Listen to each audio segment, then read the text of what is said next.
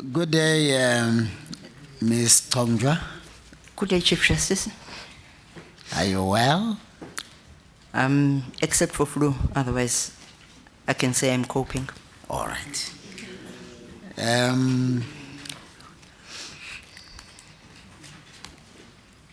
If you exclude the period when you were at head office, for how many years have you been a regional court magistrate? I've been a regional court magistrate since 2004. Yes, I'm aware, but just working it out, Okay. more or less how many years? I forgot to add up. That will be, I'm not very good with numbers. I think that will be 13 years. 13, but excluding the head office. 2004. No, that if you're asking about the regional court, I Yes. became a regional court magistrate in 2004. Yes. I've been a head of office before that. Okay.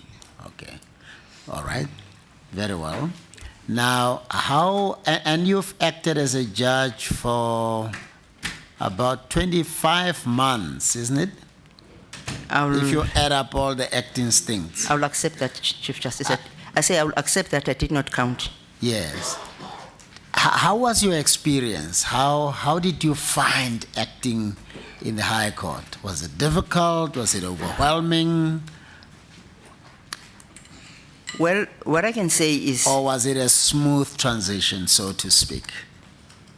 What I can say is with the acting vis-a-vis presiding in the regional court, what I noticed was you need to hit the ground running in the High Court because the work there is, if I can, for lack of a better way to use, very fast-paced. So you need to be able to acclimatize or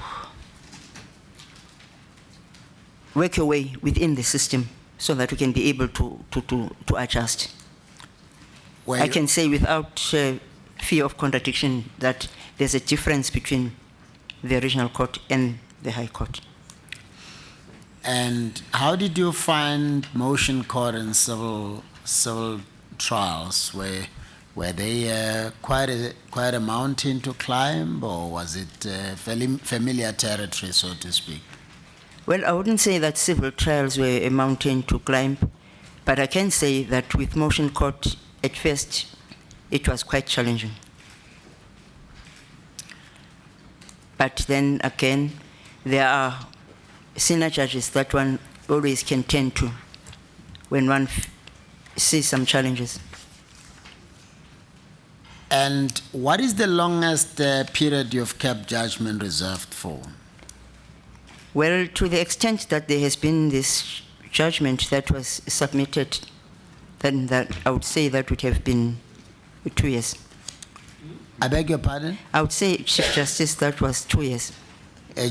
2 months or 2 years? 2 years. A judgment? Yes, yes, Chief Justice. What happened? Why did that happen? How did it happen? Well, without... Or maybe let's just move. I'm sorry, let me not confuse you. In which of the 4 courts was it? In the Mthatha court. Has it been delivered now? It was delivered. Okay. Were you reported to the Judicial Service Commission? No, Chief Justice. Do you know why not? I don't know. Okay. Perhaps that was before the norms and standards. Yes, no. Have you familiarized yourself with the Code of Judicial Conduct? Well, I can say so, Chief Justice, and I know that there is a code of conduct. Now, in terms of that code of conduct, what is the longest period you are permitted to reserve judgment for without consequences? That is, the maximum would be 3 months. No, not the norms and standards, the Code of Judicial Conduct. Well, 3 months is norms and standards. I'm talking about the Code of Judicial Conduct. What is the longest you are permitted to keep a judgment reserved for without stipulated consequences or a threat of consequences? Well, then I must say, Okay. All right. Okay. No, that's fine. After all, that's for judges. But how was it possible for a reserve judgment to remain undelivered for that long? I think that with the benefit of hindsight, I should have perhaps asked for time off from the regional court president so that I could attend to that case. Because when you've been acting in the High Court and you go back to your workstation, you don't have access to the resources that you have in the High Court. Like, you don't have access to the research officers, secretary, all that supports staff. You are on your own. And on top of that, you still have to do what we have to do, what we have been employed to do. Perhaps if I had asked for time off from the regional court president so that I could attend to that judgment, I would have been able to do it within the time that was expected of me. It is my understanding that magistrates take leave or are entitled to leave every year. Is my understanding correct? You are entitled to take leave, Yes. but it's at the discretion of the regional court president. Now, concerned by this reserve judgment, did you take leave during this 2-year period? Well, let me put it this way. Did you take advantage of your leave? Because if you don't, I'm told you forfeit it, isn't it? No, Chief Justice. Or you don't forfeit it? Not with the magistrates. Or not yet? Okay. Now, did you take leave during this period? To be away with a family or something? Or did you never take leave during that period? I'm not exactly sure. I would have to think. I'm not sure. All right. Because there are certain instances where we don't take leave. As I say, it's at the discretion of the regional court president. Now, there are holidays, public holidays, Christmas and New Year and Heritage Day, Reconciliation Day. You were not working during those holidays, were you? No, Chief Justice. And there are weekends. I'm sure it's not every weekend that you are required to be presiding in the regional court. Am I right? Yes, Chief Justice. Couldn't you arrange with the judge president or the head of the court that you go and do your research, or you go to some university, arrange that you have access to do research so that you can deal with this matter? As I say, with the benefit of hindsight, I should have done that.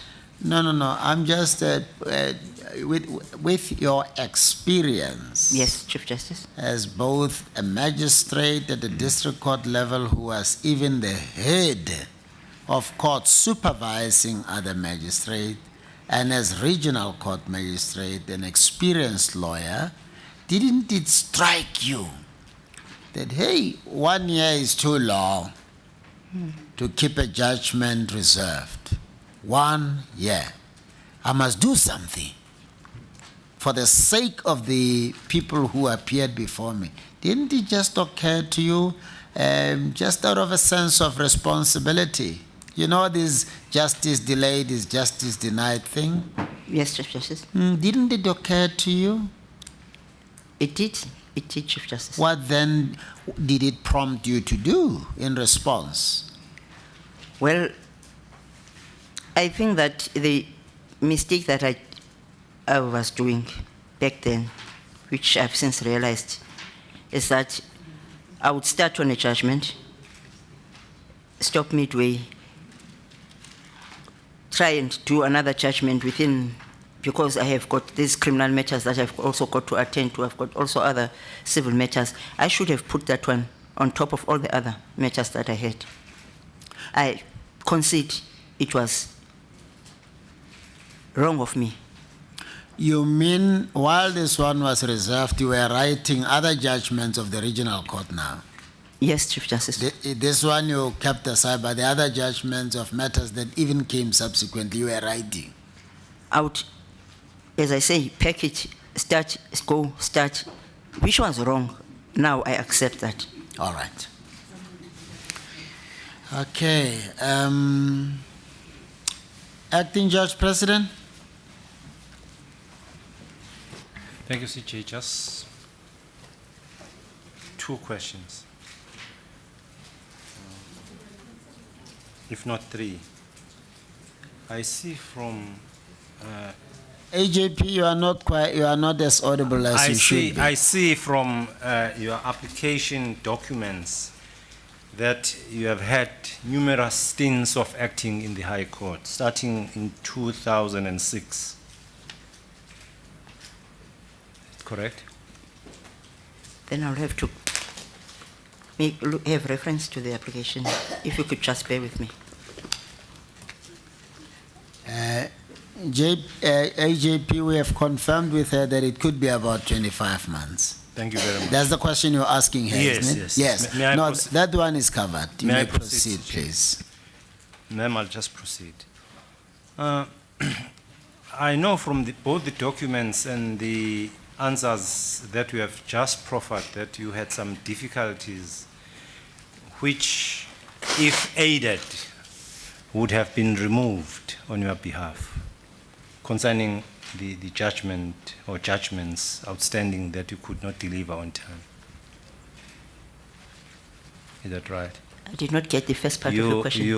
You would have been aided if you did ask the JP or the Okay. DJP to assist you with a strategy on which to deal with the outstanding matters. The JP? Or the DJP. The DJP. I'm talking about the Eastern Cape Division from which the outstanding matters emanated. I'm sorry, but I need clarity on this. If I can just, so that I understand you well. You say, if I had asked for help from the Judge President or the Acting Judge President, I would have obtained help in regard to, Yes. is it in regard to the writing of the judgment or The time that you- I don't, the time- I'm sorry. The time that you required in which to write the judgment.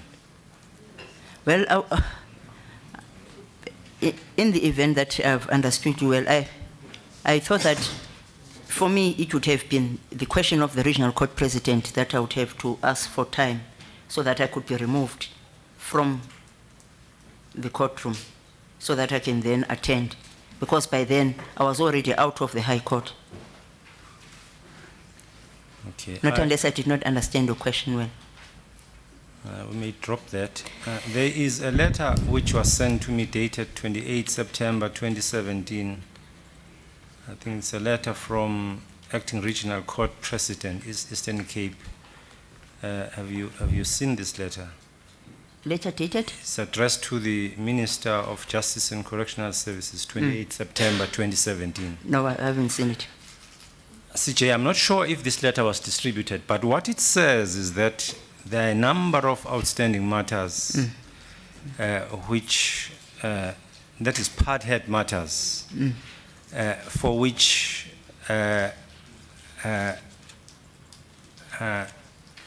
about which the court, that is the Eastern Cape Division, should or ought to have been advised that because I've got this type of work outstanding on my record, I may not be able, for an example, to attend to my judgments, as the case may be. I did not get this letter from you, but I received it from another person, Am I right? Yeah, just what I wanted to indicate. And I raise this because I did not have knowledge of this information. That's all. Those are my questions. Thank you. Thank you, Acting Judge. President Premier? CJ, I'll pass. I think the questions you asked earlier did cover my concerns, but I think they've been attended to. Thank you. Thank you very much, Premier. Deputy Minister? Thanks, Chief Justice.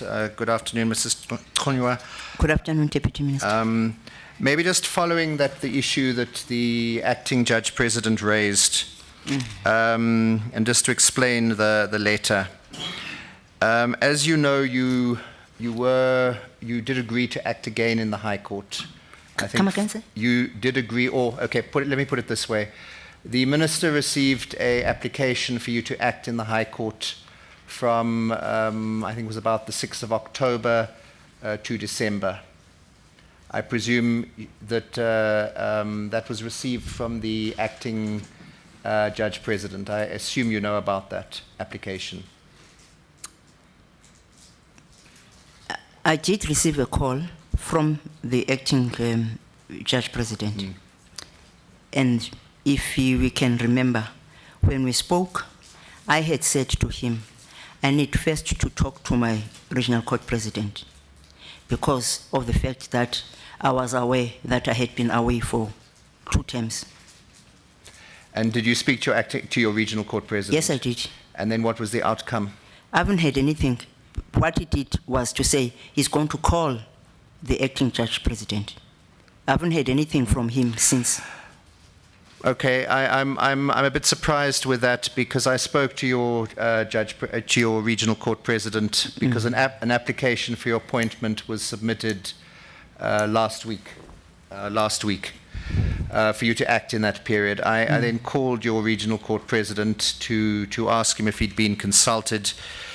He said he had been. The impression I got from him was that he didn't want to delay your progress, but he did have some concerns about your parterres.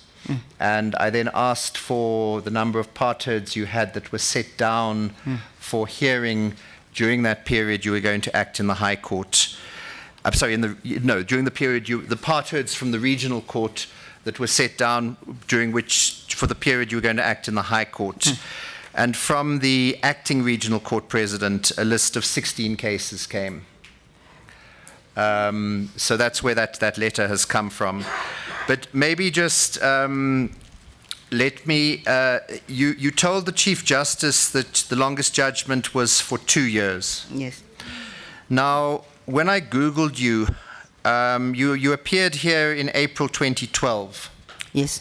Yes. And there you told, it says here that during the Judicial Service Commission's second round of interviews in Cape Town yesterday, Noluthando Conjwa was questioned about her taking 14 months to deliver a judgment. Is that the same judgment or is it another judgment? It's another judgment, Deputy Minister. Okay.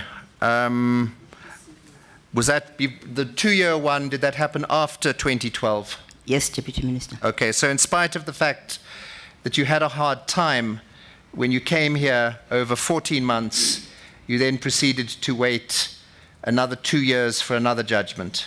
Well, I can't challenge that, Deputy Okay, Minister. all right. No, I think that's... Oh, yeah, maybe one last question. The issue of leave, just for the benefit of the Commission, currently magistrates don't have to take their leave and they don't lose it. That situation is changing with regulations that were approved by the Magistrates Commission a few weeks ago, which will cap leave on a 3-year cycle. Mrs. Conjwa, do you know how much leave you've accumulated? I cannot say offhand how many days I've accumulated. I don't know. But have you got any idea? I mean, is it 100 days, 200 days? 300? It might be 200, I'm not sure. Okay, so you haven't been taking leave then? I would take leave perhaps a week at a time. Okay, but you think it's about 200? I would say so. Days I'm not leave. sure. Okay. I'm not sure. Thank you. Judge President Hlophe. Thank you, Chief Justice. In a sense, I've been covered, but I would like to put this to be consistent because I've done it in respect of other candidates. I just want to say to you, Ms. Conjwa, as a head of court, my experience is this.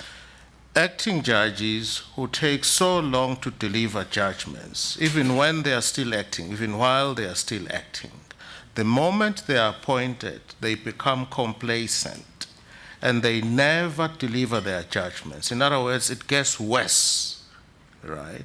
Do you have any comments in relation thereto? And secondly, have you sought any kind of assistance from your senior colleagues? Because clearly you have a problem, ma'am. Have you sought any kind of assistance in terms of working smart, like you read in advance before you go to court, you prepare, you read relevant authorities, you go through the law so that you are on top of issues, even to a point of drafting a judgment before you go to court? Have you sought some kind of intervention? Thank you. Thank you, Judge President. When I was at the Grahamstown Court just a few months ago, I had sought some advice from the senior judges there. There were some appeals that we're supposed to preside over. So the judge that I spoke to, that is the senior judge, showed me what she does so that she's on top of things when it comes to her judgments. Like, if I may make an example, it's not difficult for her to have, for a lack of a better way to use, 2 judgments running at a time. She will write 2 judgments simultaneously so that she doesn't have many outstanding judgments. And also, with regards to appeals, she said, as you are reading through your record, take some notes so that they can help you. Don't just read through the record. As you are reading through your record, take your notes so that they can help you. And I've taken that into consideration, because what I would do, I would read the record and then start writing. But now, I read the record simultaneously, I summarize. These are the tips that I've found from the senior judges. I so wish, through you, Chief Justice, I so wish you mastered these skills or these tips much earlier. You would not be where you are in terms of reserving judgments. But I'm just glad you are doing something about it. Thank you. Thank you, Chief. Thank you, JP. Commissioner Nyambi. Thank you, CJ. Afternoon, Ms. Conjwa. Afternoon, Commissioner. If you can share with us your understanding of judicial accountability. Well, my understanding of judicial accountability is that as judicial officers, we are accountable for the work that we do.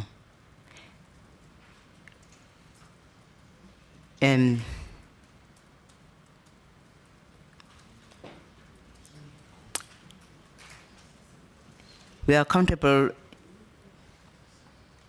not only to our heads of courts, as well as to the members of the public, so that they can know if you find against them, why you have found against them, why this and this has happened. When they leave your court, they know why this and this and this has happened. That's my understanding of how we can be accountable for the job that we do. My last question, what might you regard as your weakness? I think I tend to take too much, and then in the end, I'm unable to manage. I need to be able to say no sometimes. Thank you, CJ. Thank you, Commissioner Nyambi. Commissioner Norman. Thank you, Chief Justice. Good afternoon, Mrs. Conjwa. Good afternoon, Commissioner. Could you just take a look at paragraph 10.4 of your application, please. That's page 11.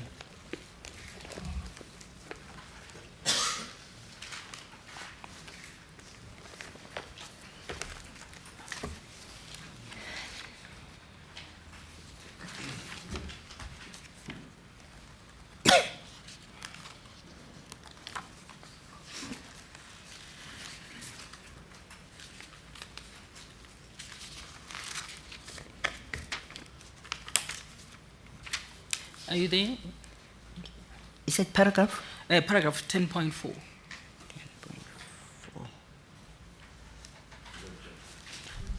Yes. Have you found it? Okay. You've listed reserve judgments there, am I correct? Yes, yes. Could you just tell me, first of all, you don't list the case numbers. Sorry, that was an omission. No, let's not get there just yet. And you list these cases, but let's look at the last two cases. How does one read those cases that you've listed there? Could you just read them out for the commission? Sure. We say 10.4. Yes. You are asked in 10.4, please list any reserve judgments still outstanding and the dates on which judgment was reserved. And then you've got Tabiso Mahamba versus Business Partners. Can't you find it? I've got it, but Yes. I've got Okay, it. Thank you, Commissioner Singh. Thank you.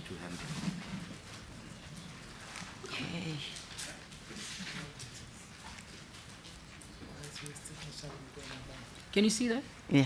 Yes, I've thank you. got it. Could you just read for the commission the last two cases? A.W. Brill versus Mponjane Safaris, Yes. When was that reserved? 1105. And then the next one? MEC Education versus Andrea Moodley, Okay, when was that reserved? 1905. Have you delivered those judgments? Yes, ma'am. All of them? Yes, Commissioner. When? This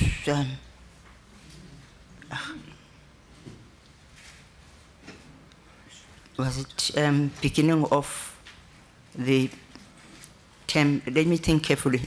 I don't know the actual dates, but it was the beginning of this term that has just ended. Okay. Now, the fives that you see, is that May or 2005? Or 11, is it 2011? What? That's the date and the month. Okay. So that would be what, 15 May? 15 May 2017. Oh, okay. Where do we see 2017 there? It's not there. All right. Okay. So, but you say all of them have been delivered now? Yes, Commissioner. Okay. Thank you. How do you, when you are given, you know that the country needs more women as judges? Yes, am I right? Commissioner. Yes, Commissioner. And now, when you are offered an opportunity as an African woman to contribute towards our jurisprudence, how do you view that? When you get a call from the judge president saying that I would like you to come and assist me, how do you look at that as a person? Well, I look at it as an opportunity for you, whoever has been approached, to make a difference, that is, make your mark, so that even the others that are coming after you can be able to see that it is doable. Yes. So would you agree with me that you haven't made that mark that you would make in order for you to make it to the bench, am I right? From what you've heard now this afternoon, would you agree with us that you haven't lived up to that expectation? Well,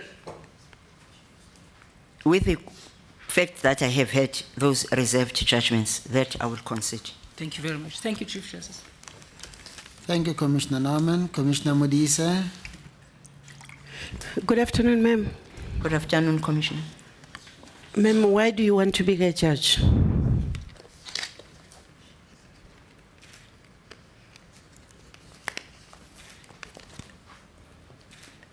I want to be a judge because I want to believe that I have a role that I can play to make a difference to the members of the society with my role as a presiding officer, as people know, as everyone would know, when people feel aggrieved by the actions of another person, they approach the court to have those disputes resolved. I want to believe that I have a contribution that I can make towards society, and also, of course, it's an honor to be a judge. It's an honor that you are serving your country. Ma'am, flowing from the discussion between you and the Deputy Minister of Justice, him relating to you about the conversations he has had with the judiciary and the magistracy in your province, you didn't seem to quite follow. You said you received a call. Yes, Commissioner. You seemed very distant from the conversation, which was largely to help capacitate you or to actually increase what you refer to as an opportunity to serve the nation. Yes. Would you agree that it seems very strange that for somebody who thinks it is an opportunity, you were very distant, you are really not involved? As I indicated earlier on, Commissioner, the reason why I said to the JP that I wanted to talk to my judge, to my regional court president, was because I was concerned of the fact that I had been away for 2 terms, and I knew for a fact that I had some partly heard matters. So I wanted to discuss this with him first and see whether he would be fine with me having informed him of this. And then he indicated to me that he would talk to the JP. Ma'am, are you struggling at the magistrate's court? Is it going very well there? In terms of, ma'am? In terms of your work, in terms of presiding, in terms of writing judgments, is it going well there? As far as I know, it is going well. There are some hiccups with regards to the civil work that are being attended to. If there are some hiccups at the point where you actually are full-time, why must South Africa be exposed to a judge who has no compunction but to tell us that it has taken her 14 months and then 2 years to deliver a judgment? A judge who comes from a rural province where people really need to get justice served as soon as possible.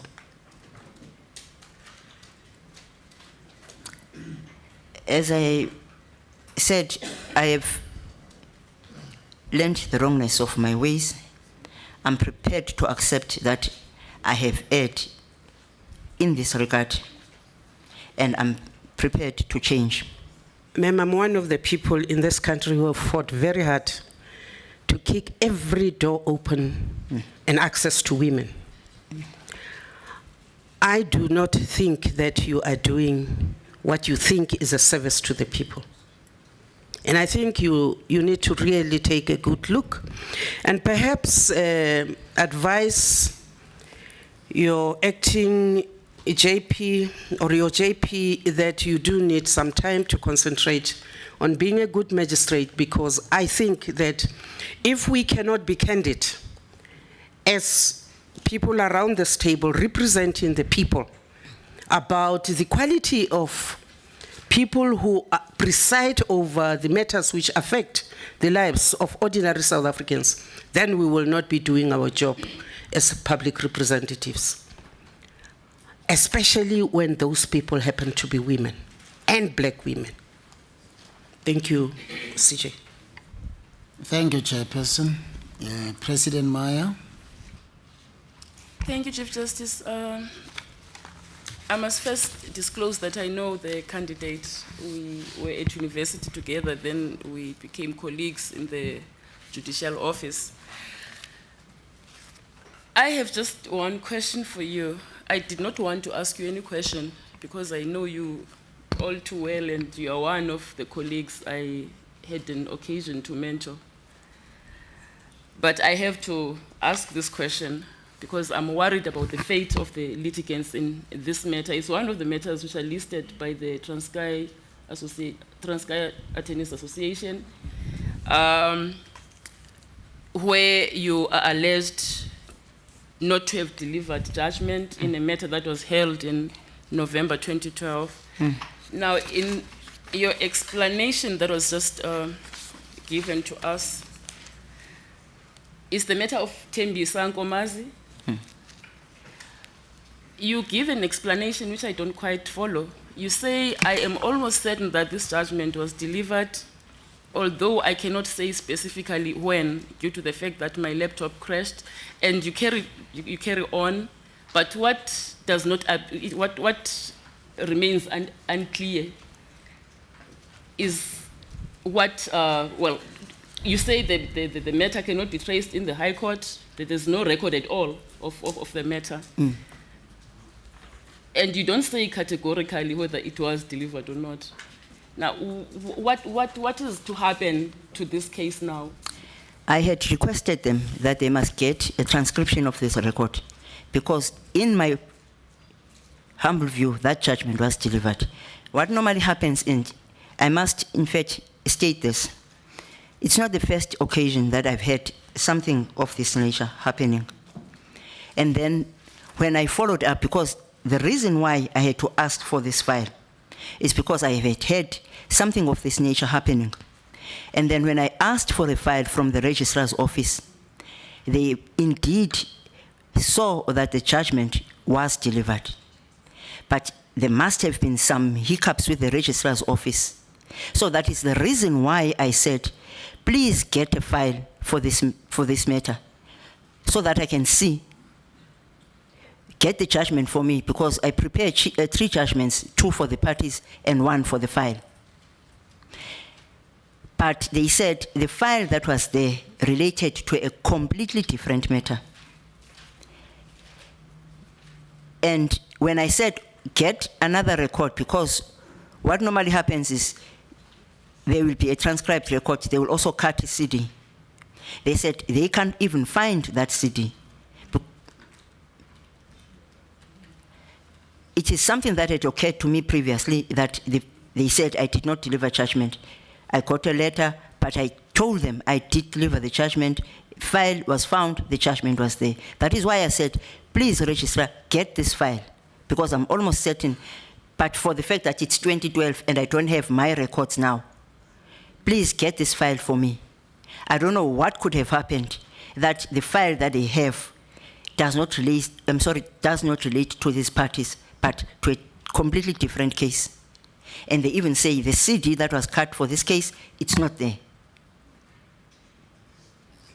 Was the judgment not delivered in open court? Because that is the this compulsory procedure. So yes, there this is should what be a record somewhere. This is what happens. Yes. Over and above that, did you not have a bench book? Because when a judge sits in court and hears a matter, they have to make notes in their bench book, and more often than not, when a matter goes missing, that bench book will be used to make a transcription. I do have a bench book, but what happens is, if you prepare a judgment after you've already left, after your stint has already ended, you take the judgment together with the file and you give it to the registrar. And then it's delivered in open court. Lastly, there was a fail-safe measure in the Mthatha High Court where I used to be before I went to the SCA. Well, it was a long time ago, things may have changed. But directly after a judgment was delivered, a hard copy of that judgment would be immediately sent to the library for the court's record. I have never seen that. I've never seen that there. All right. So there is no trace of the case, bottom line? There's no trace of the case, but I've requested them that they must perhaps get a record from the server. because the file is not there and they don't know what has happened to the file. And perhaps the parties indicated earlier on, because I had heard nothing about this matter until I put up this application. And it's only then that I got to know that they say they did not get the judgment. I also had another case where they said they did not get judgment. Fortunately for me, the other party apparently did go to court, but the one that had complained did not go to court. That is why you are saying the judgment was never delivered. These are the things that happened. I'm also trying to understand what could have happened in that matter, how they could not have known that judgment was delivered. And for them to have said and not indicate, because I had nothing from the JP about this matter until I put up this application.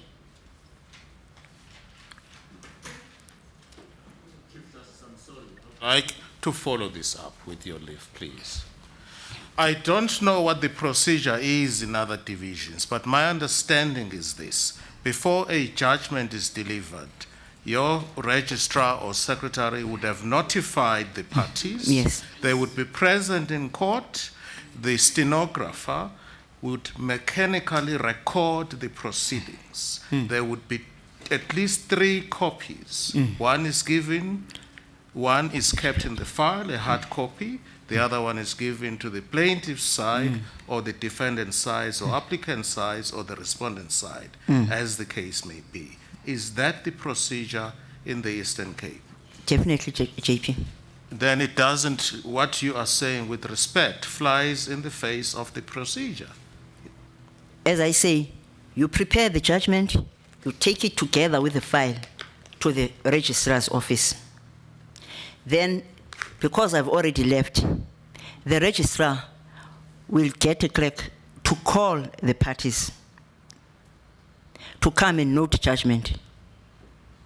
I've had experience where I've been in the motion court and I've been asked to deliver a judgment for a colleague, but there would be no one appearing. Whereas I've been advised that the parties were advised that judgment is going to be delivered.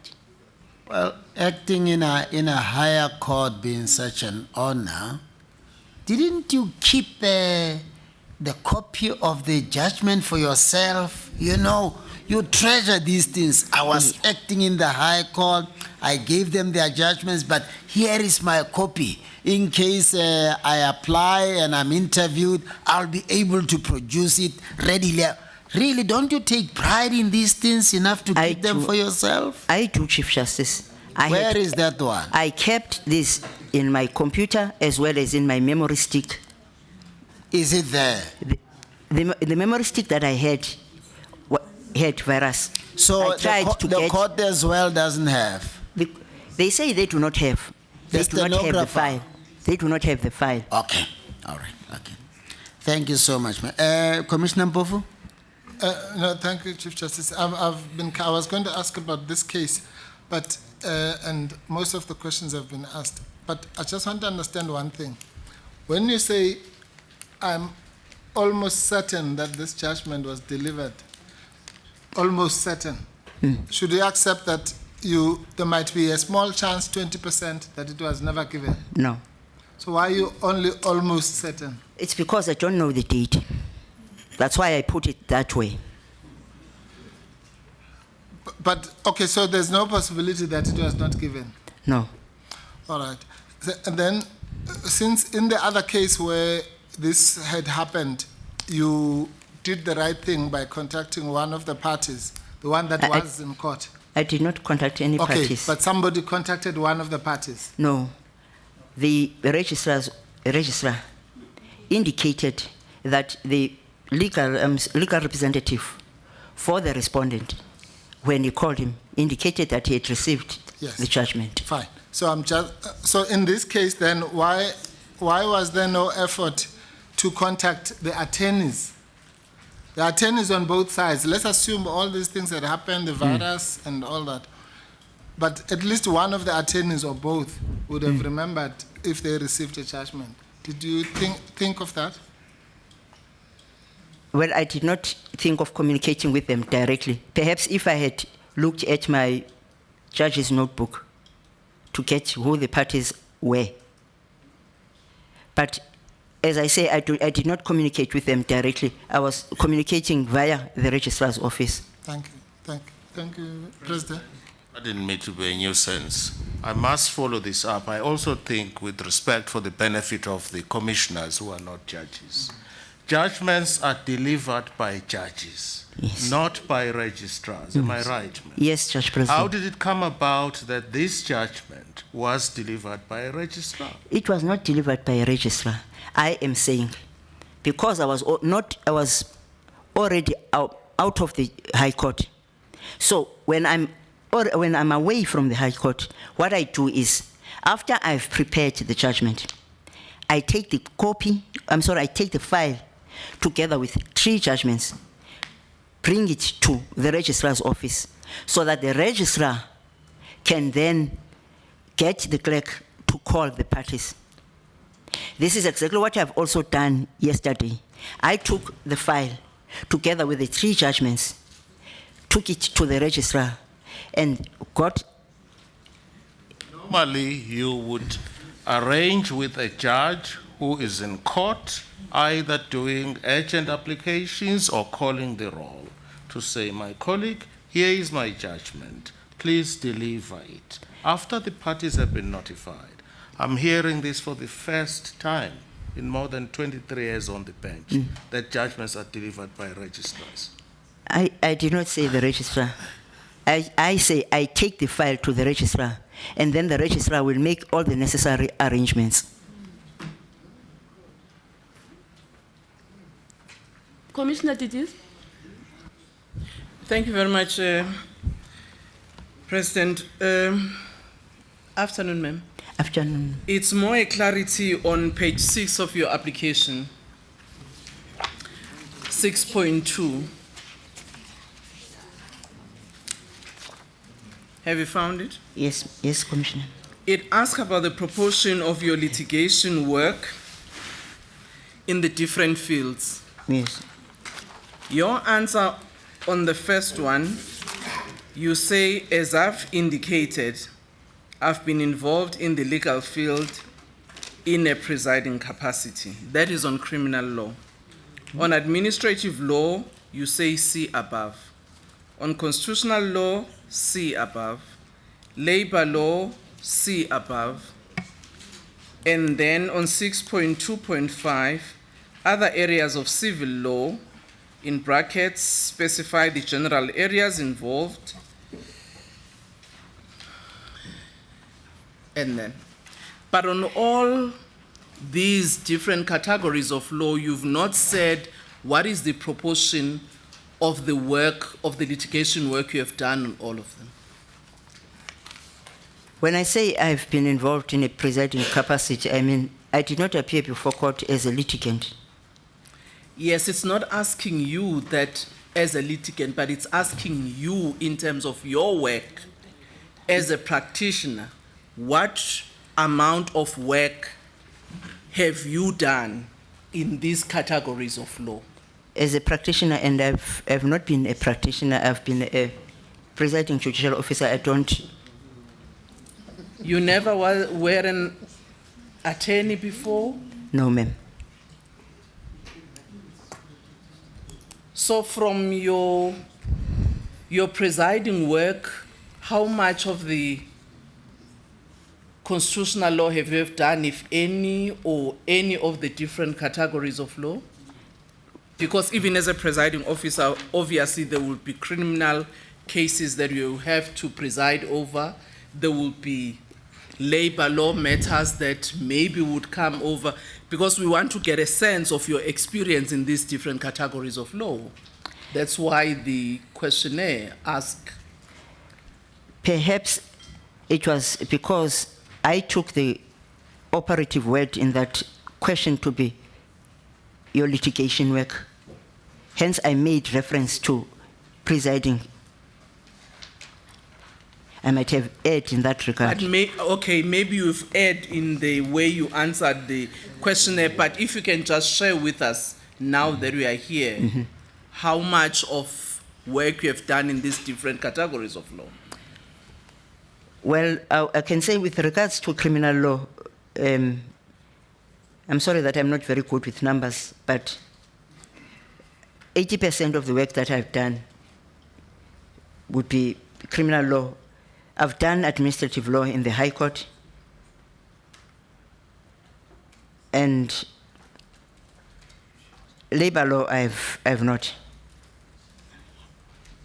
as well as civil law in the High Court as well as in the District Court. I've done it, I would say almost also 70%, because I do both criminal and civil law.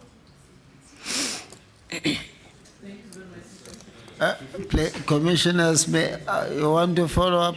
I thought we took too long on her. No, I just wanted to correct something that may well be an unfair question to her. Because 6.2, she's answered it correctly. Because what proportion of your litigation work has been in the field of criminal law? And she says, as I indicated, I've been involved in the legal field in a criminal capacity. So she's telling you that she's never actually done criminal law. She's only been involved in a. So I can see that she's struggling to get the answer correct. I understand that, but that's the confusion that, yeah. I'm trying to help. Yes. Thank you very much, ma'am. You're excused. Thank you, Chief Justice, for the opportunity. Thank you, ma'am.